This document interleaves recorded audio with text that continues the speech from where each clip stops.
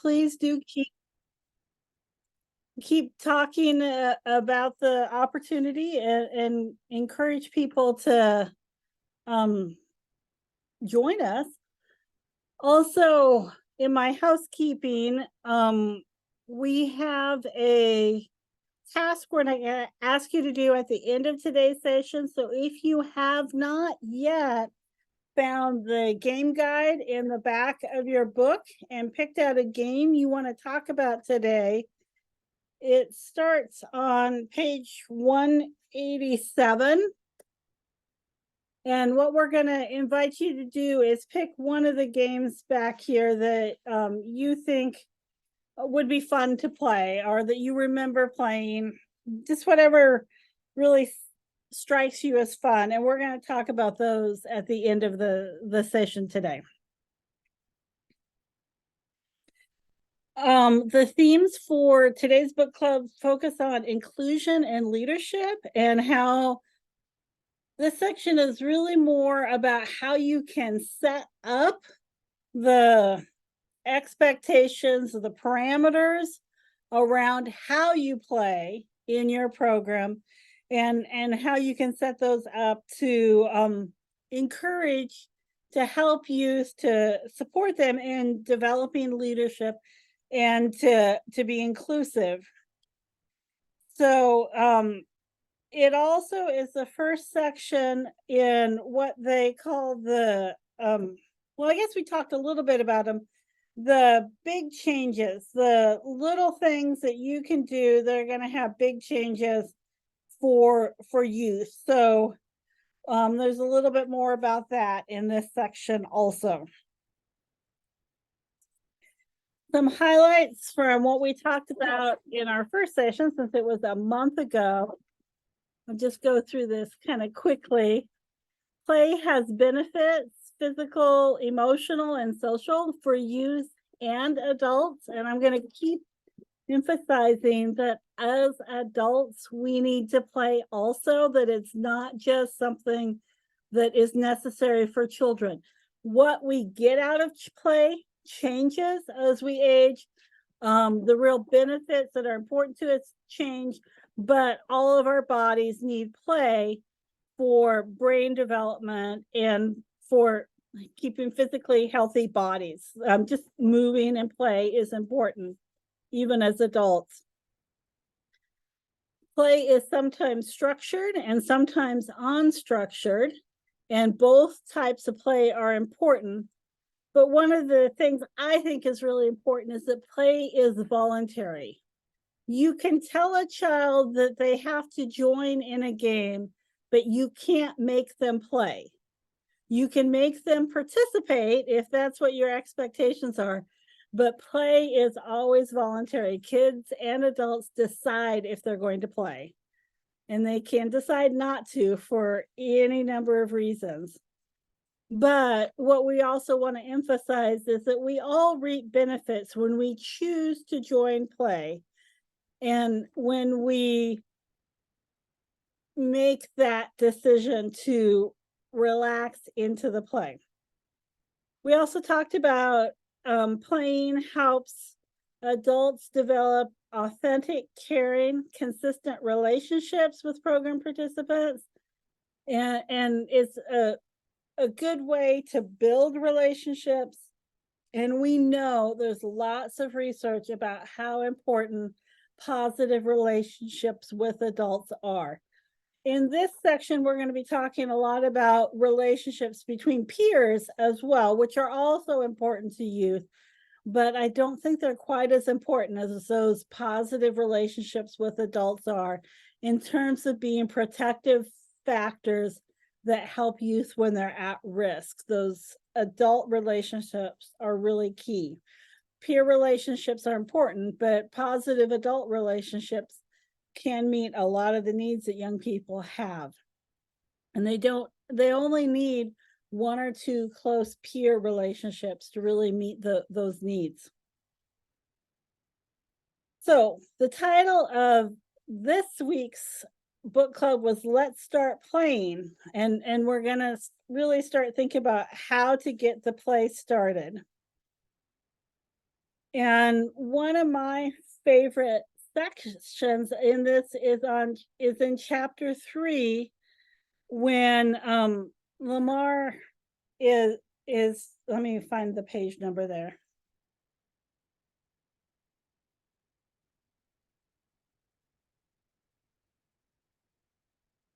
Sorry. Okay. It starts on page 39, and Lamar is the staff member that is visiting a school to talk about getting started doing playworks. And he finds out the children haven't had recess in the school for years, that it just hasn't been part of what they do. So he doesn't have a lot of time to play or to plan, but obviously he has a lot of experience that he's pulling from because he's one of their experienced staff members. But he very quickly uses what he knows about play to structure things for 120 kids to get up and play together right away. I just love how he just jumped into that, realizing that the most important thing about play is to get started, that it kind of happens, but we as adults can frame how it's going to start and what we're going to try to accomplish through that play. And that's kind of where I hope we're going to be at the end of today, that we'll be ready to jump in like Lamar does in this chapter and just get started. We're going to go outside and we're going to play today. We're talking about how beautiful the weather is. What a perfect day it is to go outside and play. Oh, sorry, Becky. May not be so nice where you are. It's really nice weather today in most of Nebraska. It actually is, but there's a cold front blowing in tonight. I'm sure y'all are going to get after me, so be prepared. So I want to get some feedback from the group. We have 3 small group facilitators in the session today, and we have just 7 people. Normally I would put up to 8 in a breakout room.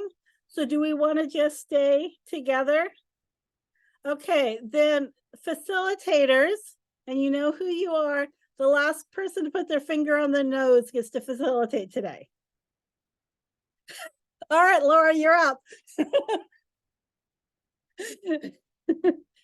All right, we're gonna go into our breakout session, and Laura's gonna kind of facilitate us through the discussion there. Oh, are you serious? Yeah. I have things to say about Lamar though. I mean, I was gonna say I would prefer I would prefer if someone else would do it today. I did not know that was Okay. I wasn't planning on we'll that. just roll. Laura, we got you. It's okay. We'll just roll. We'll just roll. I've had a lot going on. I would really appreciate if someone else takes the lead today. I've been talking a lot, so we got it, Laura. Thanks. What I found really interesting on Lamar, and you hit it nail right on the head, Sandra. You said it is how he handled her transitions. Like immediately, he's got all these kids and they're going to have to transition out of the lunchroom. I can just see it. I can see it. I can hear, and he gets him to, because transitions are really a difficult part. So I thought handling transitions, that he brought that up, that it's always a difficult and challenging thing. The other thing I saw there is that, it didn't take him long to get kids' attention. I thought that was amazing when they hadn't even been coached on that. Mm-hmm. And then I thought that the drive to play, you're talking about play is essential for everything. There was some comment, I think it's on page 42. I said that it's universal among all mammals. Play is universal among all mammals. I thought that was really interesting. And then you already commented on the fact that play cannot be forced. No one can be forced to play. So we have to give those children that choice and voice. And that's something we use a lot at the middle school here, like giving them choice and voice about what they're doing, where they're going, when they, so I was like, hey, we're using those terminology. I thought, it's just empowering to say that, yeah, that's the term we use, is choice and voice. Give these kids choice and voice. So that made me feel pretty good about that. So anyhow, I just wanted to throw that in there. No, and I'd love to actually play off that, because first of all, Sandra, that story about Lamar, that I've literally been pestering my family. Because I have a middle schooler at home, and I was like, can you imagine not having recess because you don't know how to play? Right, of course she was aghast, and I was like, can you It's so ridiculous. But the one thing I sort of came out of it thinking also, as I was chatting and thinking about this, is that like, yes, this went very well, like in this situation, because Lamar knew how to do those things. But like, imagine if somebody who didn't have that experience tried and it went very, not any dissing on the person who would try, but just if they didn't have that skill set of leading play and it had gone badly or poorly, how sort of detrimental that could have been in moving forward to support play in those groups. And so, which is just my argument to say that this should be an important aspect of either I love the idea of bringing in another organization like this to support that kind of thing, or training the folks who are on the playground. In our school district, it's para educators who take on that role. And so just that importance of supporting the people who are supporting the kids in play, which I guess as a teacher educator is of course the thing I'm thinking about. But yeah, just like wanting that to be a productive thing, and play works apparently is magical. Yeah. Well, and the other thing I thought that was cool is that at the end is like the two cafeteria workers asked him, "Are you coming back tomorrow?" I mean, can you imagine the chaos? Right? They said, "Are you coming back tomorrow?" Like, what are these people thinking? I mean, do they know anything about children? I mean, that was pretty crazy. And my example for play too at the middle school here, I had purchased my middle school site coordinator had requested a gaga ball pit, and I purchased that about a year ago. And we've just been using it inside. We put it up, set it up in the gym. They play gaga ball. One of my other site coordinators had taught the kids how to play a couple of years ago. Anyhow, we're like, my kid plays that every single day. oh my gosh, I they hear just about it love. constantly. And then it's like, we need to put this in the playground. Well, it's been like all summer and all fall. Like, let's get this gaga ball pit installed, please. Between maintenance and anyhow. Finally, on Friday, with the help of maintenance and with help of the student council leader here at the middle school, we got the gaga ball pit installed Friday afternoon. It was, after school, we got it installed. And literally yesterday, when I went to lunch at noon, I glanced out the window as I'm going out, and literally every sixth grader on the playground was either in the gaga ball pit or gathered around the gaga ball pit. I mean, they were so flippin' excited to do this. And when we installed it, we didn't put the gate in, which can be it's a handicap accessible thing, but we are afraid of the sixth graders. There's so many of them that they would destroy it. It's a swinging gate. We thought they're going to destroy it. Let's just build it as an octagon. And we had one student in mind who is he's autistic, and we thought, can so-and-so get over this fence, this little pit wall? We're concerned that because he comes after school too, could he get over the pit wall? Well, guess who was leading the gaga ball game? He was right in the middle. He was in the gaga ball pit leading it because he had learned it as a third and fourth grader. Now he's a sixth grader. Yeah. So, hey, importance of play, never the best $1,300 I've spent probably in 23 years out of my activity fund, I think, or from Beyond School Bells. Jan, it wasn't from Nebraska 21st Century funds, but best money I've spent. So anyhow, sorry, that's my play story. One of my play stories for today. I was never been so happy. Great play story. Happy Monday. And then the student council leader, he literally, my staff member sent him a PDF of the gaga ball rules, right? Gaga ball rules. And he literally sent them out yesterday morning in the student announcements. He sent them out in student announcements, and they were supposed to read, like some of the teachers read them to the students. So they knew if they had never played gaga ball, a lot of them had. And then they did do a gaga ball lesson last night after school, but unfortunately it was dark by 4:30 when they went out to try to play. It was dark. It's pretty dark here, and the playground lights hadn't come on yet, but they're just all into it. It'll be fun to see how long that lasts, the newness of it. But play is so important. We have a crappy playground here at the middle school, I think. It's not very good, but anyhow, my play story, sorry. I think about that a lot. Volleyball I is a taught magical it. game for middle schoolers too, because they're organizing themselves. I was going to say, I taught at Liberty, which is in the city. It's an urban school. And so we just had basically a cement back area that was not ideal for recess. And we had this issue where, there were moments where we would say, you're not using the soccer ball correctly. It keeps great. You keep literally popping the the soccer ball, or you keep taking the dodgeball and hitting one of the windows where kids are having class, different things like that. It's like, we can't have fun. We can't have fun. But of course, when it's winter and we have to have recess inside, the difference in energy with the kiddos, and with teachers, of course, as well. So I just thought a lot about being a first grade teacher, and when it was winter and we could not go outside, and how different that would change the energy of the kiddos. And I would try to do like brain breaks from Go Noodle and things like that, just to get their blood flowing, but it can be really challenging. But yeah, adults need it too, not just the kids. I kind of picking up on what Laura just said. I found it very fascinating. Let's see, I wrote down, I think it was page 53. They were talking about keystone species. And then they said play really is a keystone activity in a school. And what I really liked about this whole section of the book was just talking about how play as a child is so important just in your development for a million reasons. Leadership, they focused on leadership a bit, but I think it makes a good case for, it makes a good case for sports, but it also makes a good case for, all kids, regardless of their ability, can benefit from these games. So it was eye-opening to me, actually, some of this. I never thought of it in that perspective. Like, I do know my husband was a coach, he was a PE teacher, so I get it that, learning cooperation and teamwork and being a good sport, all of that, but I'd never thought of it in this way, about just how their brains are developing, and that all the various components of a simple thing like a Gaga ball game, what that's triggering in their brains. So I thought it was really fascinating.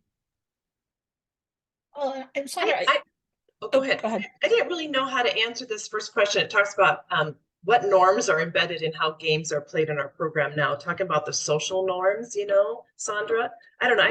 I really didn't know how to answer that or where to go with that. It says healthy communities use play to instill positive social norms.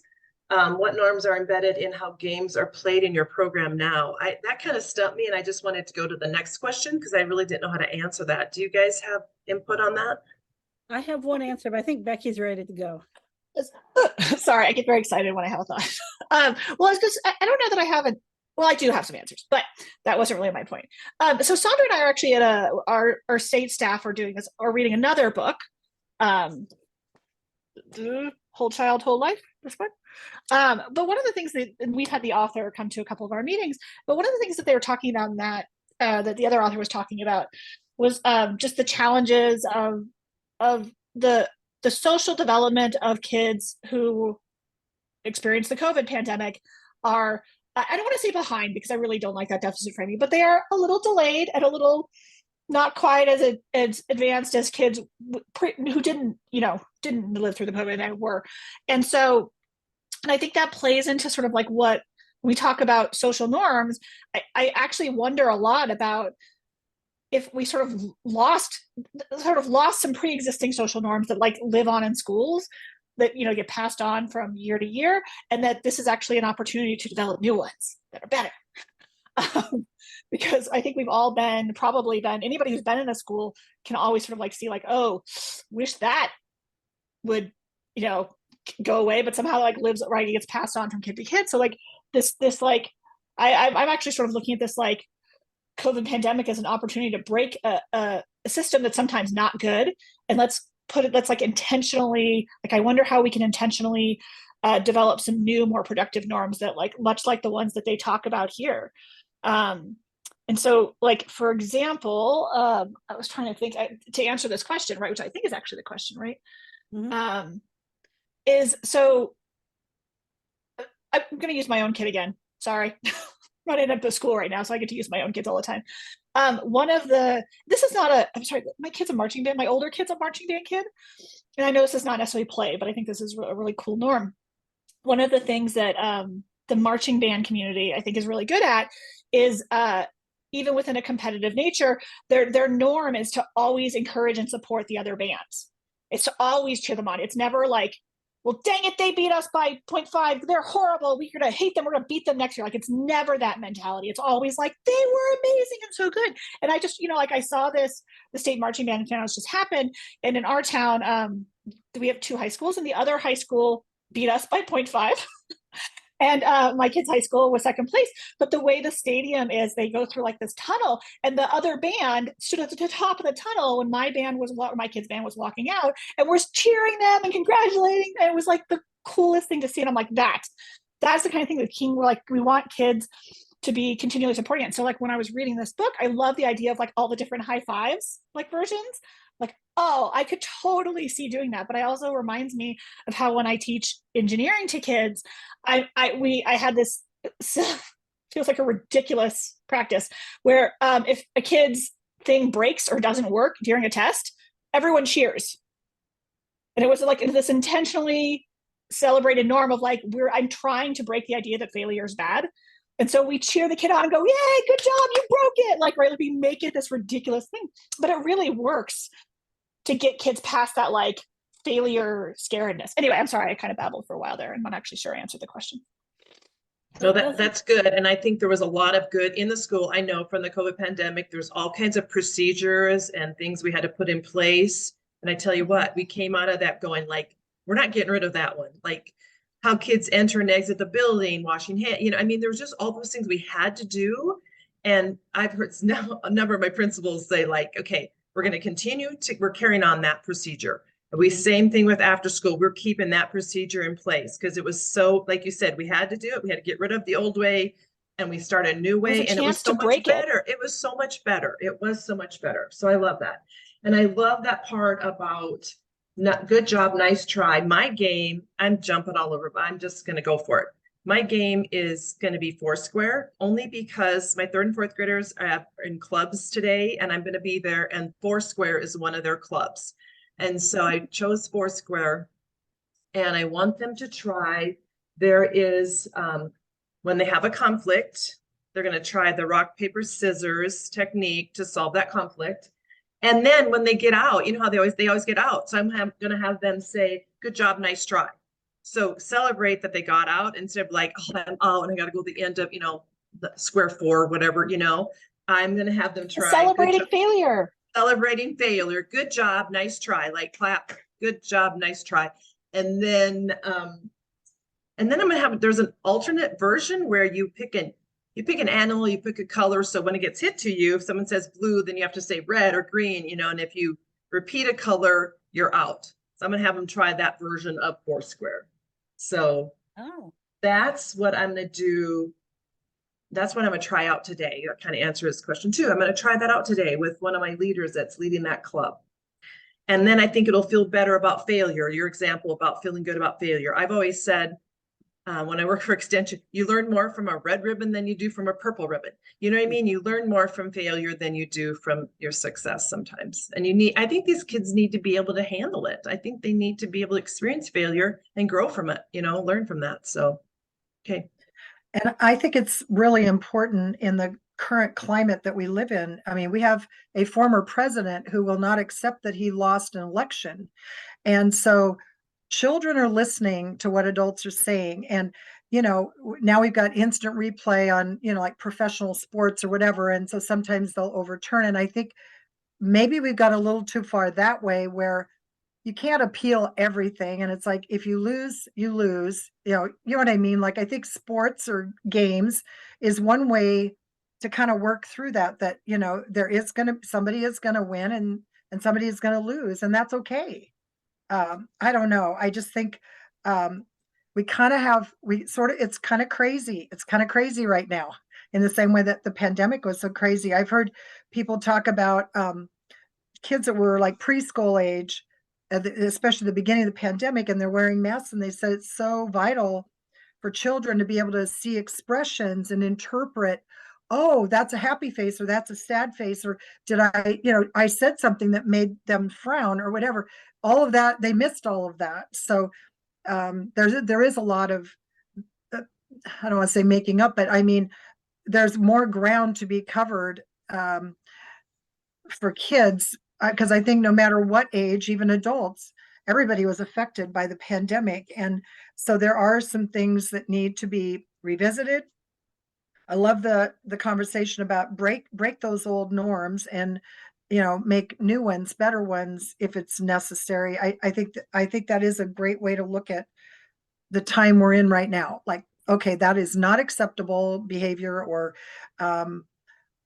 like when you were in the beginning, asked the question about these norms, you know, a norm is that you don't say derogatory remarks about other people based on the way they look, or, you know, kids that have disabilities or whatever it might be. And so those are there are some very bedrock, I think, norms that really need to be in place no matter what. But I think it's just such a healthy discussion to be talking about this right now. That was kind of rambling. No, that was good, because that answered, you know, what ideas about making all children feel included would the rest of you want to try out?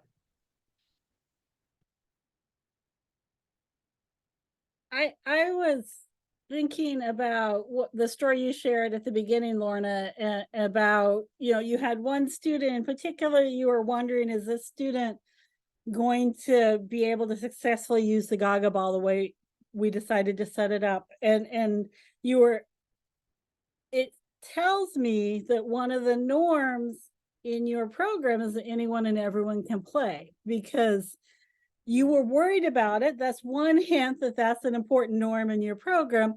And he was successfully leading the game. So that's a really big hint that the kids understand that too. So I tried to put some ideas in the chat of what people have said as we've been talking about what the norms are that you're engaging in, because I think those are kind of helpful to kind of look at and think about them as norms. So I like your question, Lorna.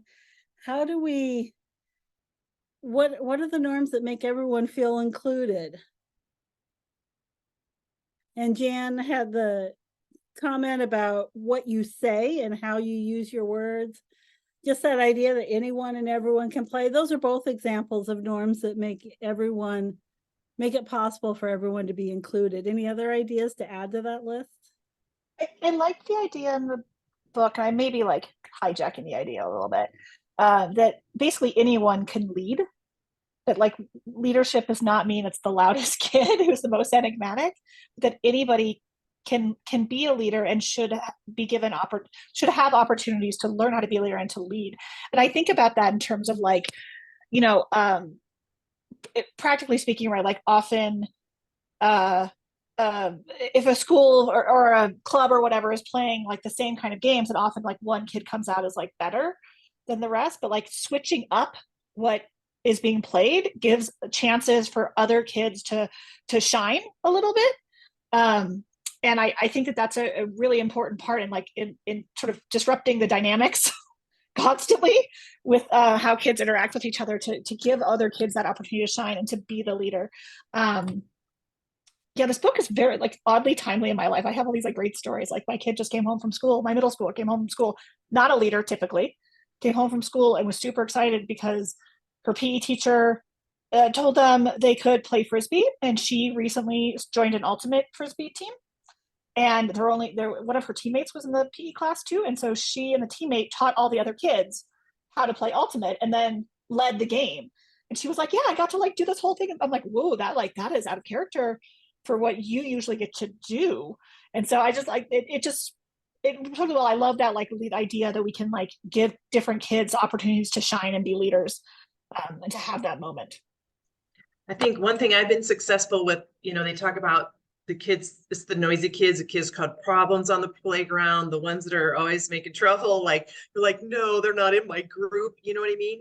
I have found that I take those kids, you know, end up with those kids in like my horticulture club. Those kids are super, super successful out in the garden, and they're leaders. They are the ones that, yep, give me all 7 of those boys. I'll take them out to garden. And so when they're doing physical labor and they're looking for, you know, they're off on the side looking for bugs and snakes when they're supposed to be planting or doing something else. But I have found that including those kids in that type of activity has been very, very successful. And I never have any behavior problems with them. I never do, because they're so engaged in what they're doing. And even if they get off task, and I have kids that are autistic and they're not, some are nonverbal, you know, they go out with the garden, and you know, as long as they have a partner like the nonverbal gal that can help, you know, interpret what she wants or what she's doing or help her along. I have found that that's been very helpful in having them be inclusive. And then when it's an optional day, like, hey, who wants to go pick vegetables? Those kids' hands just shoot up in the air and they're at the door ready to go out.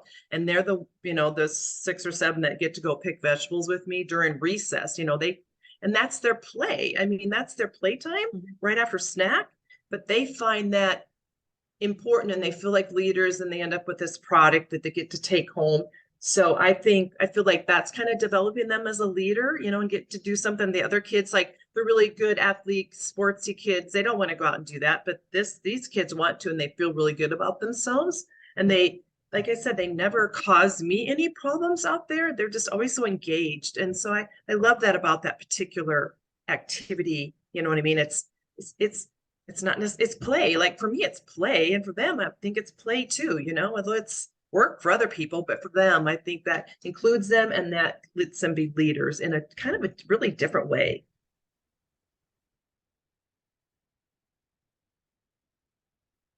In light of how our time is going, I want to invite people to kind of share if you have wrap-up ideas about this, because I want to move on to talking about some games.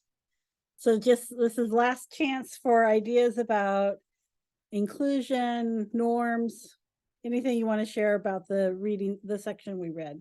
The last thing I liked was about the group agreements. I find group agreements helpful in your program. That was the last question we had about that, but I like that about, you know, be willing to try something new. And that's what that's what after school is all about. Please try something. That's why we're clubs. The 3rd and 4th graders, they have a club for 4 weeks, and then the next one, like, you can't be an art club again. You have to try something new, you know, try origami, try yoga, try whatever this other club is. So this next rotation of clubs we're calling holiday clubs, and it's 6 clubs. There'll be 6 groups, and they literally have to go through each one. They don't get to choose like the foods club or the art club or Crestview crew. They're going to each go through the club, all 6 of them. They have to experience all of them, and they will be complaining, you know, and we'll want to say, suck it up, Buttercup. But better yet, say, don't yuck my yum, or, you know, try it on, you know, try it on, just try it, you know. And so I thought that was good, and have fun, try something new. It's 1 hour, 1 day a week, try something new, experience music club, holiday music. I'm sure that's going to be very popular. I don't know, probably not, but they get to go caroling at the Crestview. I don't know, you know what I mean? So I thought that was something we're going to try that's different.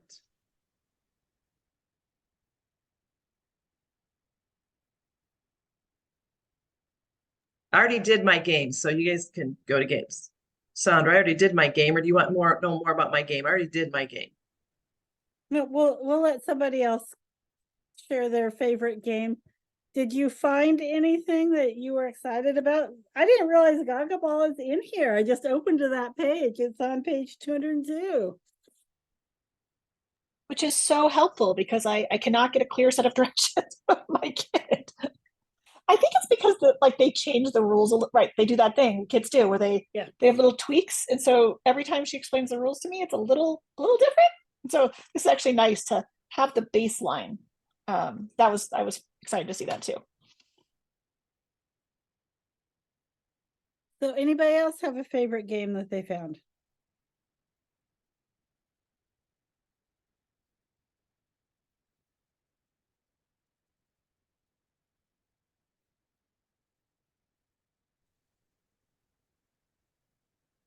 I don't have a favorite game or one that I have played yet, but when you gave this assignment, I just opened my book and it opened up to Poop Deck of all things. And I thought, which is a winner just based on the name, right, Deb? I know, exactly. So it's like, oh my gosh, I got to read more about this. What in the world is that? And I'm thinking I'm working with little kids and they're changing diapers and preschools and everything else. And then I look at it, yeah, it's geared for kindergarten to 2nd grade. So it would fit into more early childhood. And it just sounds, you know, very simple, in which they, divide the things up. And I'm thinking about a ship. So you think of the poop deck and the main deck and the, etc. It's actually on 226. I don't have my glasses on, so I'm saying 226 and 227. The main deck, the quarter deck, but I also thought, okay, I'd have to throw a little artistic, even though I'm the math person. I'd have to make it look like a ship, and we'd have to do something, we'd make Calvin the captain, and kind of make even more play out of it. You maybe have a pirate hat that I could get it, whatever, Dollar Tree, $1.25 tree, as I call it nowadays. And, and do something like that as far as playing and stuff. But it also just got them moving, having to be honest, did they step over? Did they, do everything like that? So I could just see a huge playground with kind of a ship, and it'd been fun, like at Halloween or whatever, when the nice weather like today is, that we could do. Anyway, so it was just a giggle, Sandra, when I opened the book and I went, okay, I'm talking about poop deck today. So there you go. And that's a good one, Deb, too, because it gives you options of like, have them skip, have them hop, Yes. my kids don't know how to skip, or they can't hop, or like do lunges, they have to do a lunge towards the whatever, and they can teach them that. So you get a lot of physical activity in there too. I like that. Yeah. So yeah. Hopping like a bunny, little kids like hop like a bunny. I think that they'd like that. And you could do it, you can, you're going to do, what does a frog jump like? You could just a whole bunch of different little things that you could, modify them. And then I did like the idea of the person that maybe's last gets to go and be the caller or the captain, especially if you had a fun hat and it was like, okay, now they're going to call out the deck of the boat that they're going to go on or whatever. So anyway, it was just, it made me giggle when I opened my assignment, Sandra, so that I had to share that one.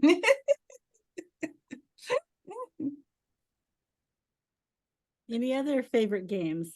Well, there was a game, they talked about it in these pages we read, Sequence Touch. It was on page 63, but I found it in the back of the book. It's on page 230 and 231. And it's for elementary kids, but when I saw, a group size could be between 5 and 60 kids, I'm like, how manageable would that be with 60 kids? But it's kind of a memorization. I mean, there's a lot of things going on here, but you have boundaries, and within that, kids are going to go out and they're going to look for certain things. And maybe it's, and you have a sequence, like first you have to find a red object, and then you find a brown object, or whatever it might be. And you can see on some of the variations, it's like you have to touch these things with your elbow or your knee or whatever it might be. But it is, they need to do it in that sequence, and then they come back to whatever the home base is. But this sounded like kind of a fun game for a little, I can't imagine. I mean, maybe it could be fun for 5th graders, but especially little ones, finding games. Oh, I can imagine grown-ups doing this. 5 and 6. Well, yeah, really fun. I think for those little, 5, 6, 7-year-olds, a game like this could be fun. It also teaches them about, that you don't knock anybody else over, like, how to manage your own movement throughout the space as you're looking for these things. And I just thought that sounded like kind of a fun game for little ones. I love the idea. It's a great back pocket game. Like when you have those couple of seconds, when you need to like keep kids entertained, it seems like it'd be a really great quick one to play. If you just like, you just pull it out of your back pocket, like, yeah, we can play this for 5 minutes and it's fine. Yeah, because you don't need any equipment outside. It'd be good too. Like, touch the chain link fence with your foot, and then go touch the red, I would have our time remember what I told them to do though. I know. And the sequence, like the sequence, I was like, oh. Touch the tire swing with your elbow. That way they can remember. There you go. Yeah. One of the things I like about it is you practice remembering a sequence of instructions, because I had a child that was really hard for him when there were more than 2 instructions to keep track of at the end of, the end of the whole group time. He struggled. This would be really good to practice that skill. Although it could be extra frustrating for neurodivergent kids who struggle with executive functioning. Yes. So just something to be aware of, that like they might struggle a little bit. You might have to adapt it to like maybe 2 instructions instead of 3 or 4, just to make sure that they are included. And we've all been on these Zoom superstars. We've all been on these Zoom meetings now where you know, you'll maybe have 4 things. Tell us your name and your role and this and that. And then, and what is your favorite zoo animal or whatever. And by the time you get to the zoo animal, it's like, now what did you ask us? Because I know sometimes people just type it into the chat to refresh your memory, but it is a good exercise. I like it too. I'd highlighted this one in the reading. I also highlighted this one as a good one. Thank you.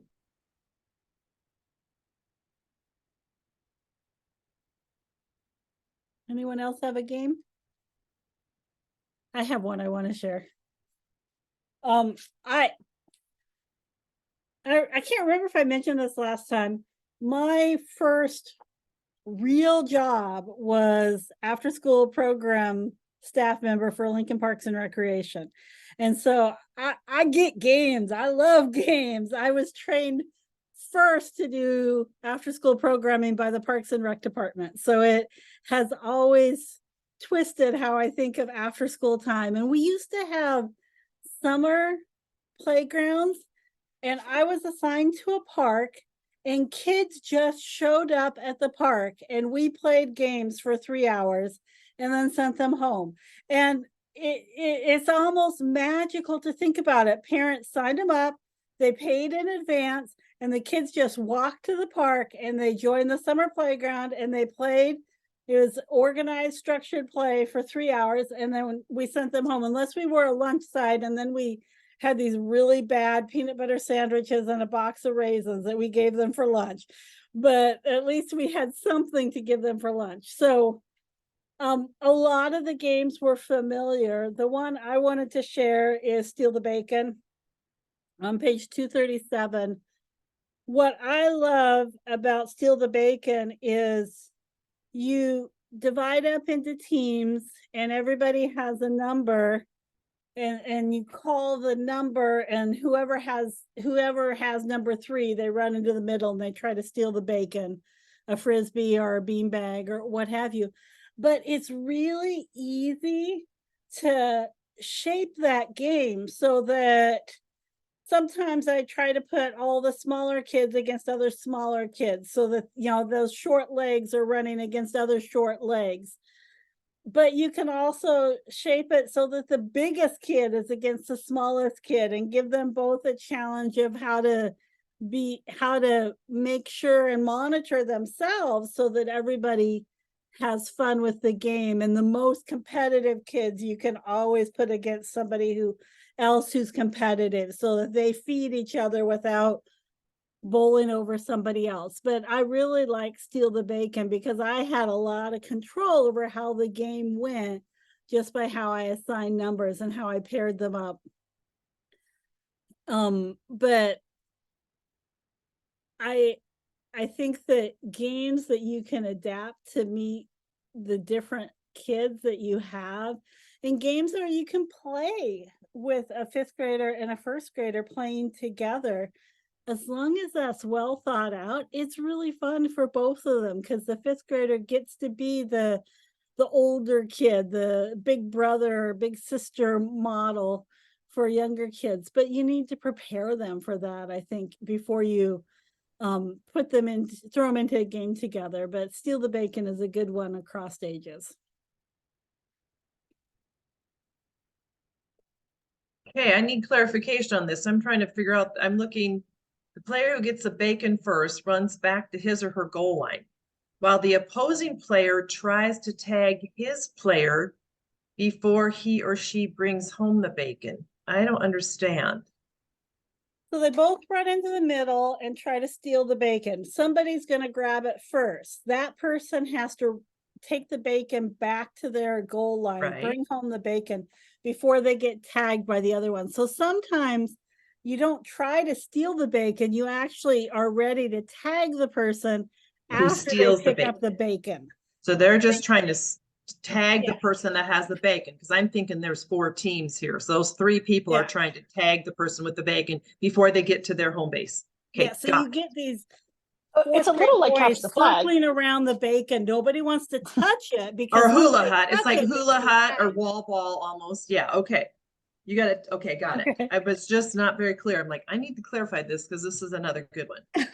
I can see it for like when you can't go outside, weather's crappy and gym time, like, you know, during snack. you It's a could good play gym this real game. quick and get them moving. I can see some heads banging, but you know, We head always injuries. put the bacon in the center of the circle that's in the middle of the gym, and that Right. was where we started. And you don't see them diving for it into each other. I can see these third and fourth graders diving for this, but okay, I like it.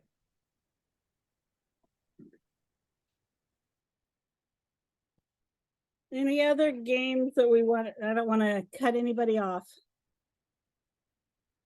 I'm Anyways, just I'm gonna saying, wrap us up. I have a vision now of this little squealing pig in the circle, and that and you have your crash helmets on, and then they're going for this little pig. So, you know, thank you, Laura. I just had this nice little cute vision of that happening and in the gymnasium, and then you'd have to deal with the pig poop. And so poop deck would be that you'd have to skip over that. That's the next game.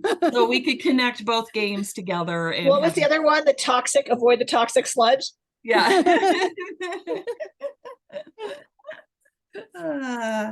Laughter's the best medicine.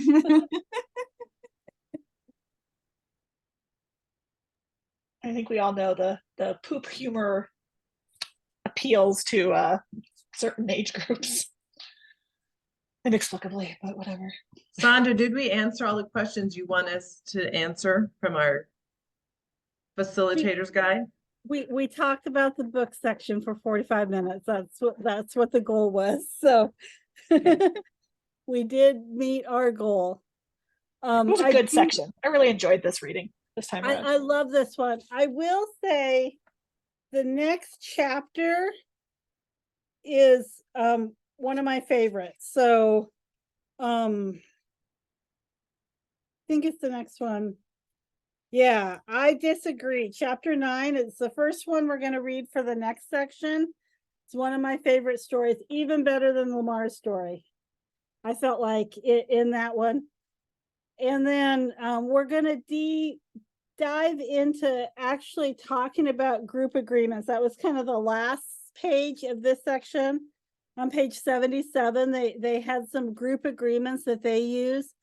In our second small group discussion next time, we're going to brainstorm group agreements to use with our programs. So we're going to spend more time on that because I think we talked about social norms today, kind of those things that we want kids to, how we want to shape the play and what we want them to learn from it.